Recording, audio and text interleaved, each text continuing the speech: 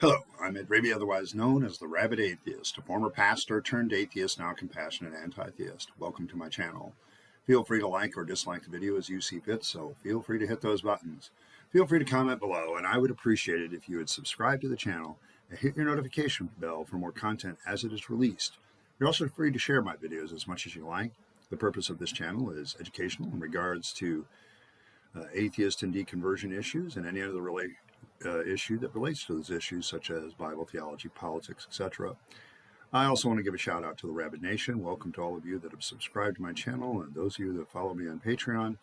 Once again, thank you for all your support. You guys are awesome, and I appreciate every one of you. Today I am doing an opinion piece, and this is me spouting off on what I think, and so you can take it for what it's worth. But I was recently involved in a Facebook posting type conversation where somebody was having trouble. I'm part of a group that somebody was having trouble with the whole idea of being called an atheist. And this comes up a lot. And, you know, for me, who calls himself a rabid atheist, this becomes an interesting issue because I'm not really afraid of the title.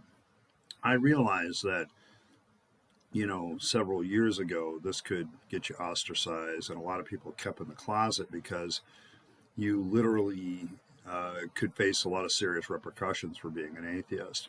Times have changed, and now that we have, you know, roughly a quarter of the country are basically nones, which is they don't really have a religion, and it's estimated to have, you know, if you count agnostics and atheists as one group, about 13% of the country is agnostic or atheist at this point, which is progress.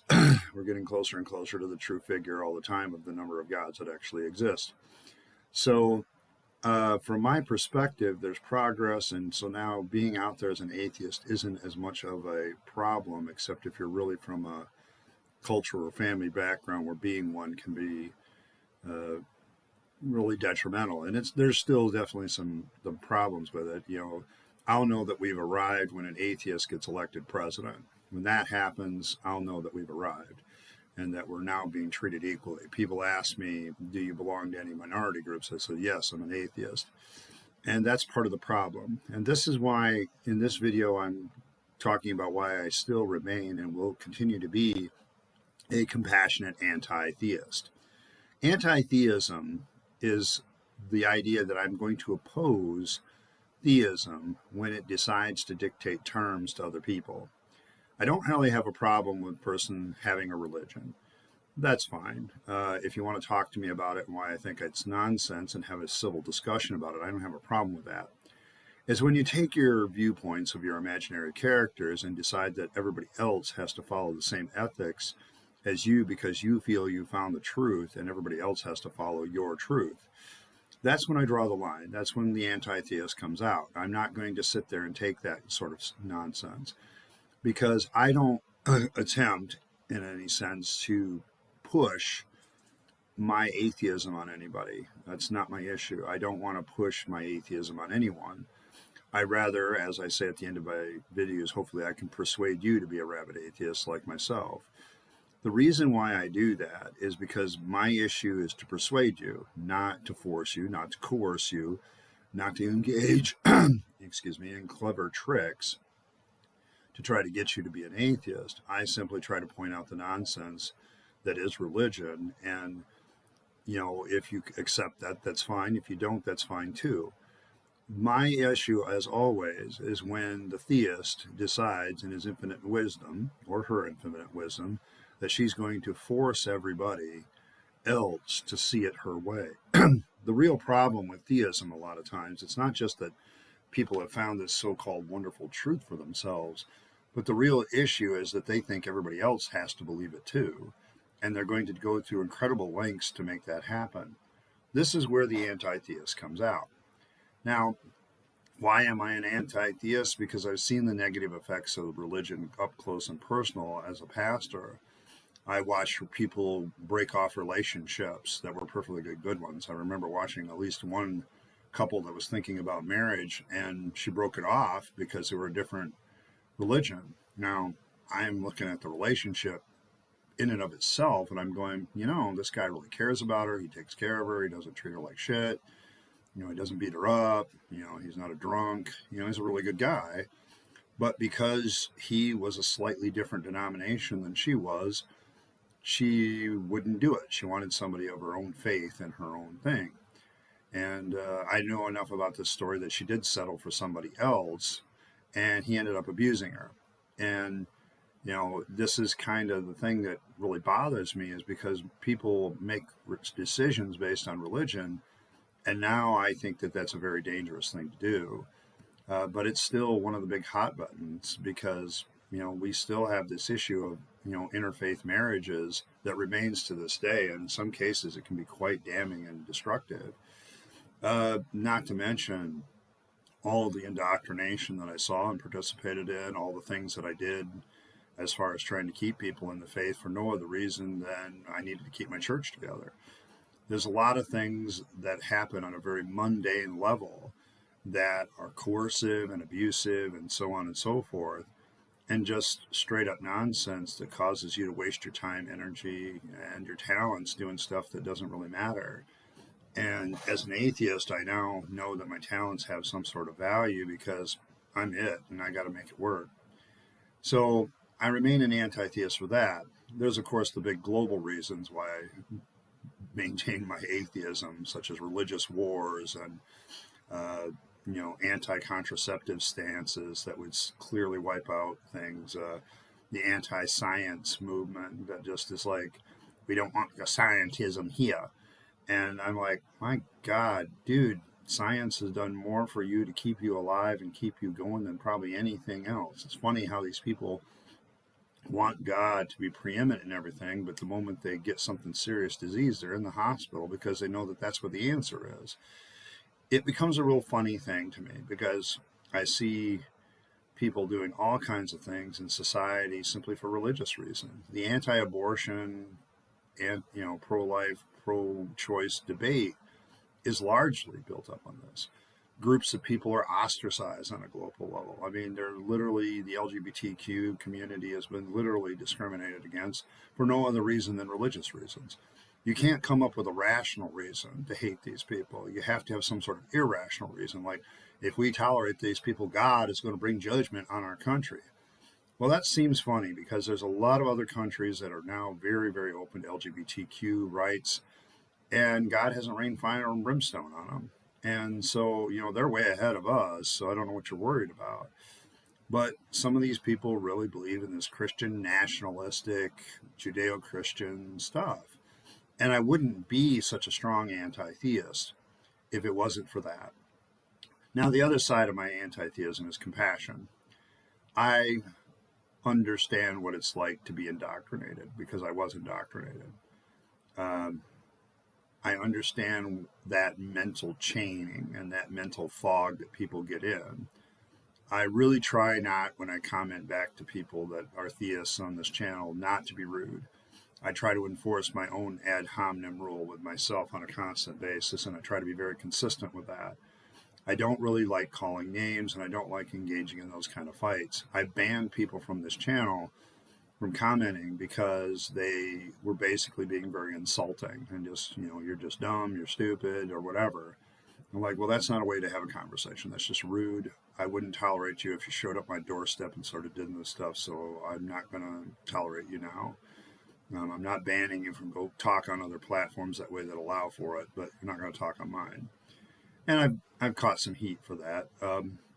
But, every one of those that I've banned has been a theist. And, and the sad part is the biggest problem I had with blocking them was not, the issue of free speech per se. It's, I understand what it's like to be them, where they think they're so right and they're so infallible in their thinking that they can't see it any other way, and you're trapped in it and you don't really see it. And it takes a while of a lot of inner reflection to get out of that, and a lot of inner conflict and things like that. Deconversion or deconstruction, as some people talk about it, takes a great deal of time, and you don't really realize that you've crossed a certain threshold until suddenly one day you're like, wow, man, I've been thinking these terms of my faith not being real for quite some time.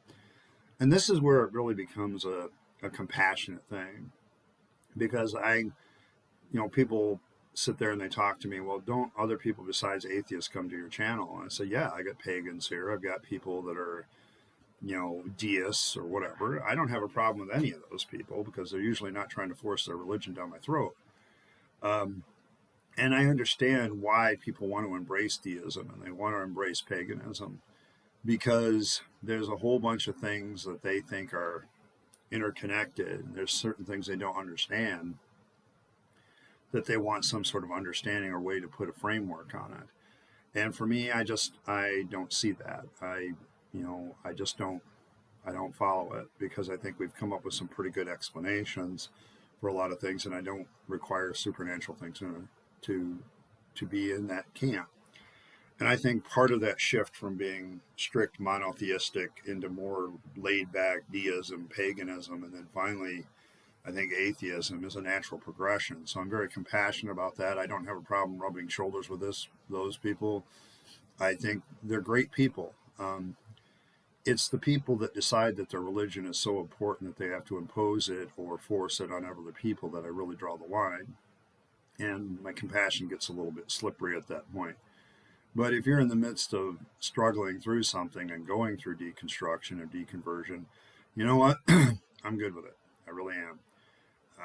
I'm going to be compassionate about that. And I think we reach more people that way.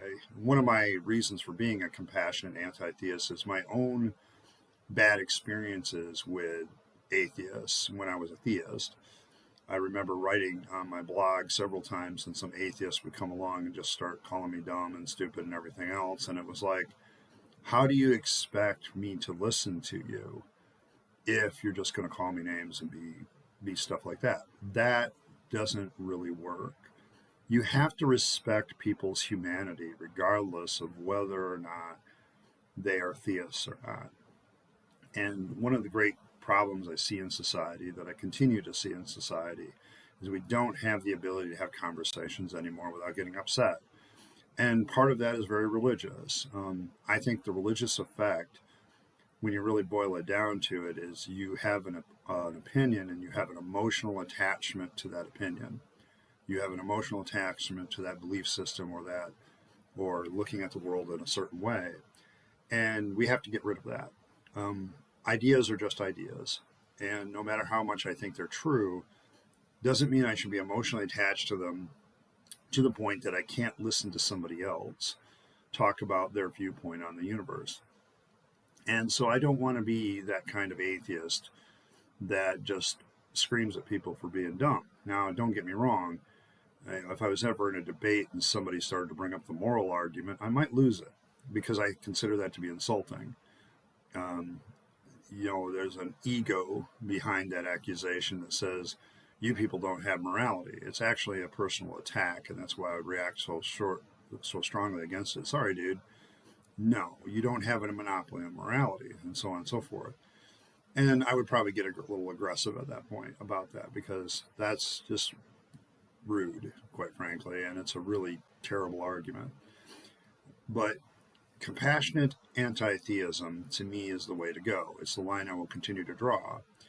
A lot of people don't like the new atheists because they tend to be very direct and very in your face. I don't mind them, because I think a lot of them are compassionate. They just take a very strong approach into pointing out religion's flaws, because it needs to be done.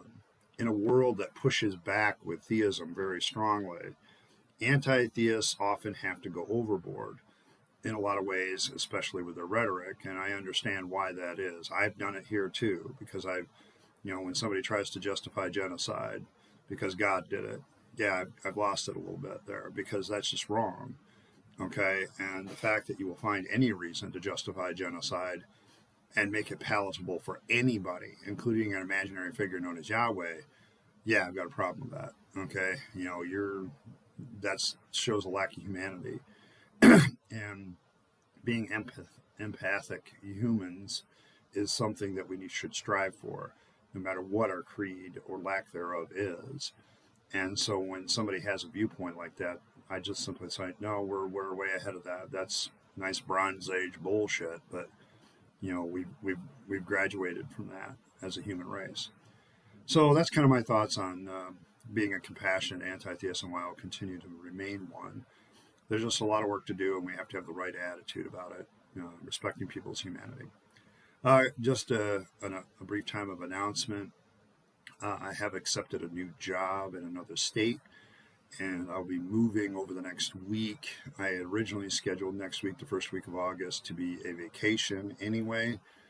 I'm still going to probably record a few videos that I can edit and work on this weekend and get some things down. I'll still do Sunday school on Sunday, but I may be recording this week's Sunday school and the next week's Sunday school to make sure that they get done and I can get them ready and they'll be posted at the proper time.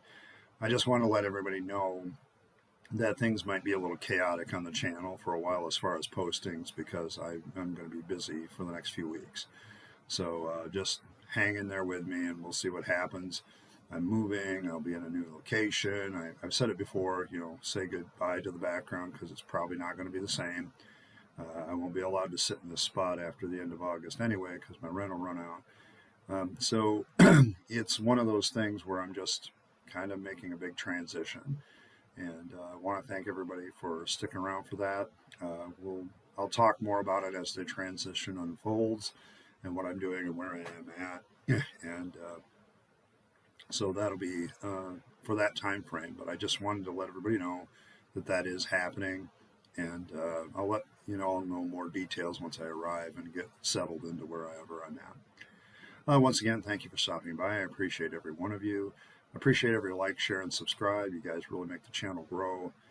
Everything you do gets the channel noticed, and that just helps me grow the channel and continue to engage in my activism to make people aware of what it means to be an anti-theist and what it means to be a compassionate one.